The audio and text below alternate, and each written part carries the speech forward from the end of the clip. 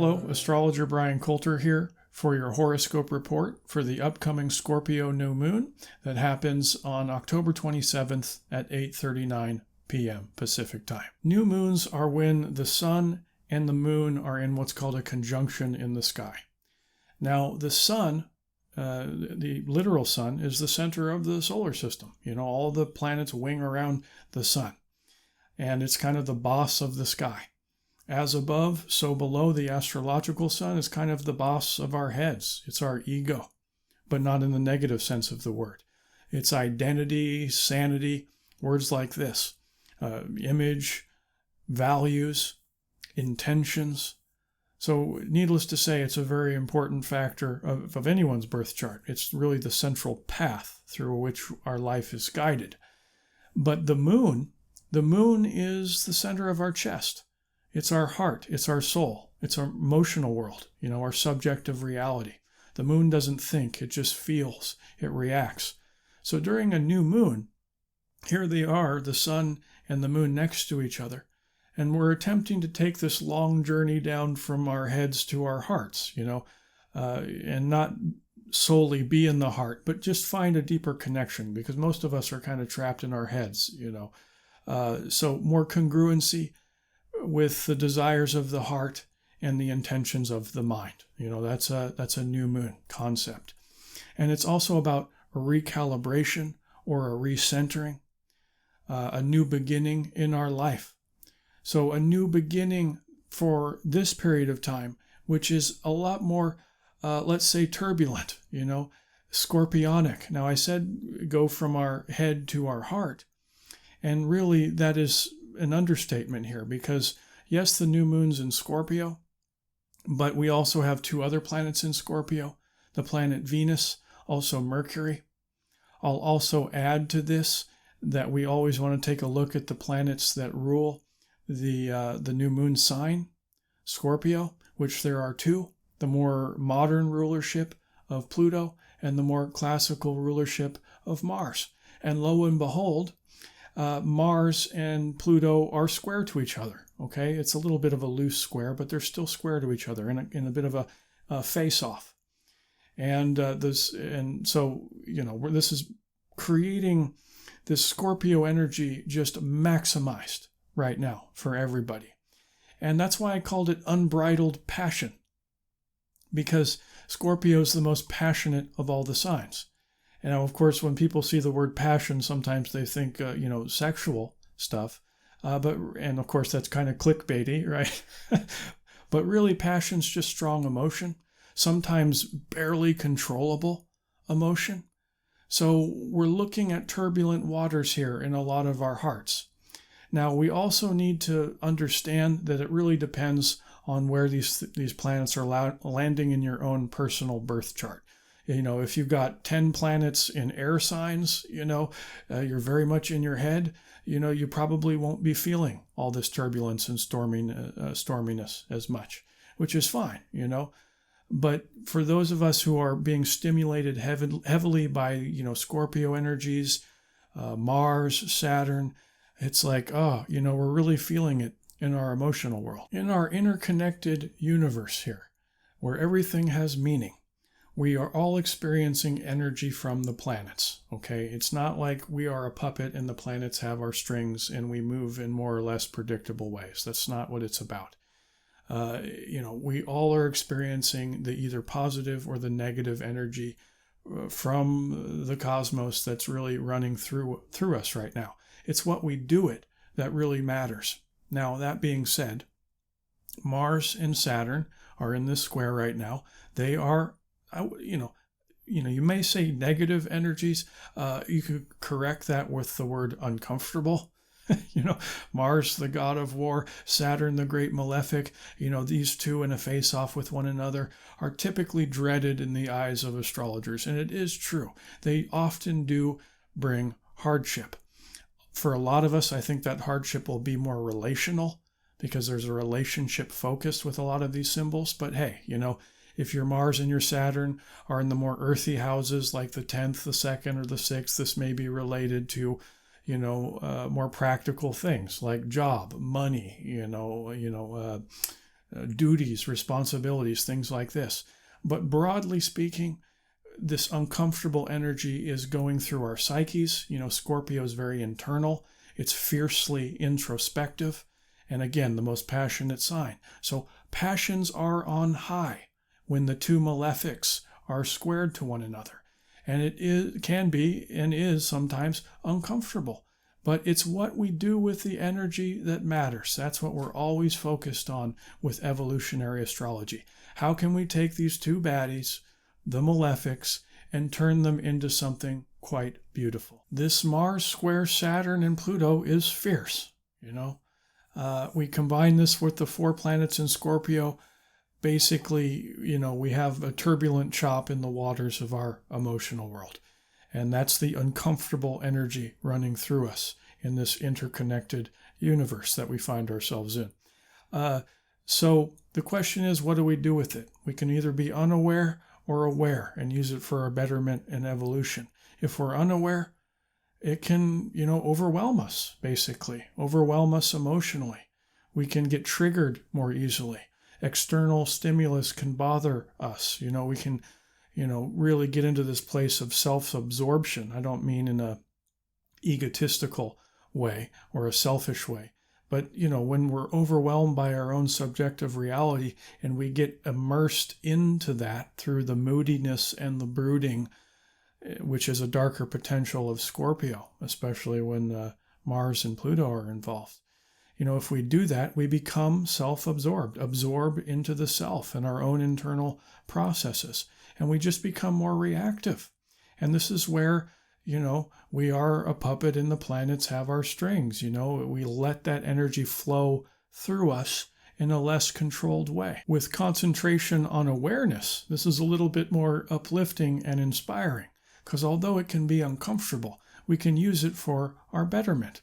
We can use it for the expansion of our consciousness. And, of course, that's what it's all about, right? Not saying it's easy, especially now, it's not easy, but, there is a higher ground.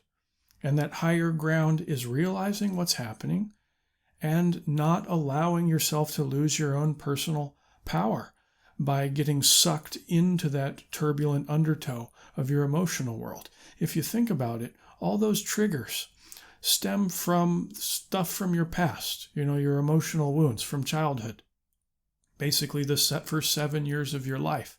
You can think of the first 7 years of your life before your conscious awareness has really come on board. You're really living your life on a very subconscious level. You can think of it as as a child, you're just filming a movie. And, based on the movie that you film is a major shaper of how you perceive your reality. And that includes the good things as well as the not so good things. If we perceive something as a child as bad or hurtful, and it usually stems from the big 3, rejection, betrayal, and abandonment, if we perceive any of those things, it can create hurts in us. It's like touching a stove as a child, and it burns us, and we learn, oh, don't do that again, and it becomes a major shaper in how we react, okay? But all those hurtful emotions that are artifacts of the past are basically all under the umbrella of, I guess you could say, a subset of emotion that's under fear on some level, lower octave emotion. Now, of course, the higher octave emotions that stem under the umbrella of love are really manifestations of our true soul essence, our heart, our soul, whereas the other stuff is basically just learned behavior. If we can stay aware and realize, oh, we're a little touchier during these times, our emotions are likely to be a bit stormier during this time, but it's teaching me a lesson. And let's not let it control my life during this time. It's like, oh, external stimulus. I'm getting triggered. I'm feeling the emotion come up. Let me have more present awareness and not allow it to control me. And let's investigate it. That's a part of Scorpio, emotional investigation. It's the sign of the psychologist. It's like, instead of just getting almost possessed by this emotion, it's like, let's explore this emotion. What's underlying this? Where does this stem? Rejection, betrayal, or abandonment? Like, when do I remember first feeling this emotion? And then investigate it like a psychotherapist would. And the goal being to heal, basically. That's the sign of the shaman, a transmutation of pain. That's Scorpio. And here Mars and Saturn are at cross purposes with one another, maximizing the tension, the uncomfortable energy running through us, so that our wounded places can become more obvious for us, so that we can dive into the ashes to be reborn. That's the Phoenix, and that's Scorpio. It's about emotional healing. If we're really working with the energy in a more, let's say, enlightened way, I guess you could say, but just, with the focus on, okay, how can I use this to grow? In evolutionary astrology, when looking at the archetypal energy of Mars and the evolution in working with it, is about becoming stronger, basically. Mars, the god of war, the warrior, becoming stronger, becoming braver. And it's the path of sharpening your will and developing your courage by facing some fears. Now, we place this in a relationship context, okay? And also fiercely looking inward, since Scorpio is a water sign. It deals with our subjective reality. So facing our own internal fears, our own internal demons, and typically related to relationship, because the Mars is in Libra, a relationship-oriented sign. And then we also have the planet that rules Libra in Scorpio, Madam Venus. Okay, so probably going to play out through our relationships. So any fears that you have around relationships, and that can be a variety of ways that can happen, but it's a time to look at it fiercely within, like a warrior would. But remember, the Mars is square the Saturn. Wherever Saturn is in the chart, it wants you to mature, okay, which isn't easy, but the prize is dignity. But it also wants you to accomplish a great work. So here is Saturn in this face-off with Mars and saying, okay, warrior, how badly do you want it? Saturn represents Mount Everest. It's time for the warrior to climb that mountain. So this is implying that this fears facing now for us isn't going to be easy work, and it will take some blood, sweat, and tears, so to speak. But we can do it. We can use this fiercely introspective time to do a face-off with our own internal demons and find a massive, expansion of our consciousness by healing, basically. But it's going to take considerable effort on our parts. Now, on top of everything I've said so far, we've had this looming Uranus. Uranus during the new moon is directly opposite this sun and moon. Dead opposition. Uranus is at 4 degrees Taurus. The sun and moon are at 4 degrees Scorpio. And Uranus is giving this whole dynamic some electricity. You always think of the image with Uranus as like plugging a plug into the wall. It's like, whoop, we're online. It has a zzz, that sort of feeling to it. It's electric. So this electric stimulus is basically transferring energy, and this will sound a bit exotic, I'll break it down, but transferring energy to our true self, okay, our soul essence, because Uranus has different layers of meaning. You'll commonly hear, sudden events happening in the life, and that's true. That can happen with Uranus, especially if it's in a very sensitive place in your birth chart currently. But really, what's the purpose of us having those sudden experiences? To wake us up, basically, to a higher potential within ourselves. But energy is being transferred to your real self, because Uranus, the main, at least from the evolutionary perspective, is the planet in the process of individuation. Fancy word, basically just means becoming a truer version of yourself. I spoke a bit ago about our, the combination between our true essence, love, light, and peace, our soul, the part of us that's infinite in this body having a finite experience, and then the part of us that's learned behavior. That's a beautiful way of actually looking at Uranus. That is the process of individuation, okay? Because learned behavior covers up, obscures the bright, brilliant, shining light of our soul's essence. Now, when I say learn behavior, I don't mean, learning how to brush your teeth, obviously. All of the negative learned behavior that we learn from culture, conformity, peer pressure, family stuff. Family's probably the biggest one. Where we learn, we mimic, and some of the stuff we mimic is part of our, embedded into our acquired personality. So we have the divine personality and the acquired personality, and the process of individuation is basically taking off the dirty garments of the acquired personality because it's obscuring the light of our soul. So becoming more in line with our true self. So we plug the plug into the wall, Uranus opposite the moon, and energy is being transferred to our real self. So the process of all this scorpionic healing that we're attempting to do, if we can remain aware, which is very, very challenging when we're triggered, but if we're able to do it, if we're able to leverage the superpower that is our focused intent of our consciousness, then we can heal through that. And that healing is removing the garments of the acquired self. So this is, combining all these energies here, the Scorpio and the discomfort of the Mars and the Saturn. And then here we have this, god of earthquakes and lightning bolts, the mighty Uranus, in this opposition to the moon as well, just giving it a little bit more discomfort to the mix, because we're attempting to individuate. That's a beautiful thing. And the more we individuate, the more we raise our consciousness. And this is how we can work with this energy in the highest way. Now, there's something else that can really help us during the next couple of weeks as we're setting this new intention, recentering into our heart, ultimately with the goal to heal. And that is Neptune. Neptune is in a very strong applying what's called sextile right now to Saturn. They're coming very, very close to each other. They're within, a degree apart from one another. So this is kind of our ace in the hole here. Sextiles is a very beneficial aspect in astrology.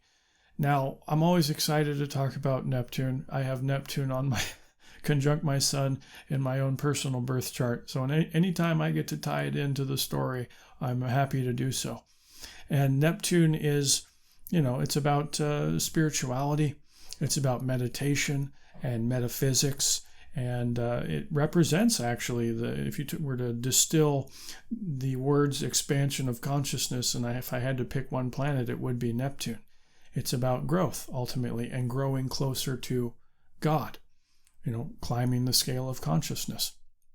So amidst all the turbulence and the turmoil of dealing with our triggers, okay, here's Neptune saying, just surrender to the process.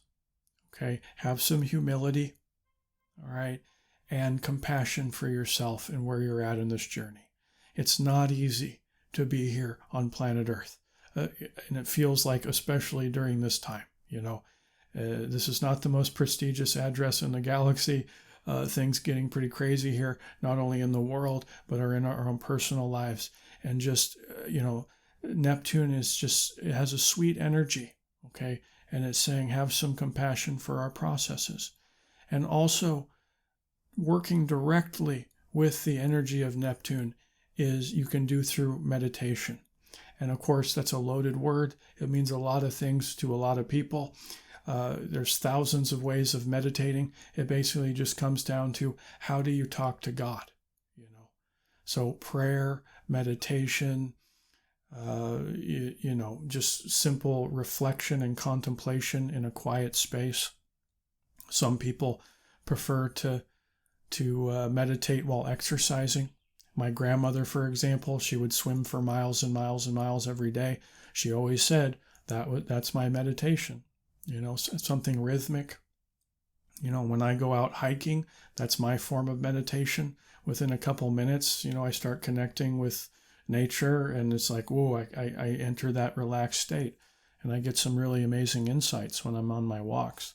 So meditation, whatever that means for you, can really be a good thing to integrate into your daily life more fully over the next couple weeks. The reason I picked the title Unbridled Passion, besides the obvious where, our emotions feel a little bit uncontrollable at times, is that word unbridled really rung true for me. And the reason for that is because where there's overlap in meaning between the planet Uranus and Mars, two of the most, in terms of archetypes, independent archetypes, okay? Freedom seeking. That's the word that comes to mind, freedom. So unbridled. So it's time to become unbridled from our own passions, okay? That stem from unhealthy desires, also that stem from unhealthy emotional triggers from the pains of our past, so that we can gain more freedom from ourselves, basically.